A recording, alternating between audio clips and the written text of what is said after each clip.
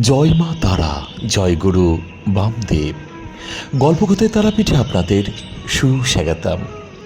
আজ আষাঢ় মাসের এক রবিবার।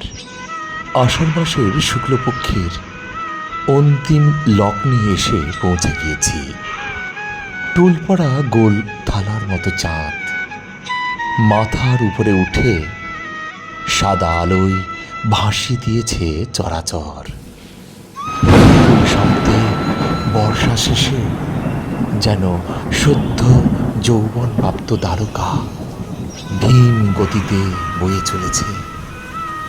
জঙ্গলহীন মহাশ্মশানের বুকে ভর দিয়ে, আর তার কিছু দূরে আনন্দময়ী তারামায়ের এই মন্দির। সেকাল থেকে একাল বহমান লক্ষ্য কাহিনীর সাক্ষী হয়ে আছে আজও। হ্যাঁ বন্ধুরা, এবার দর্শন করুন আনন্দময়ী তারা মাকে, আর জানিয়ে ফেলুন আপনার সকল মনোবাসনা।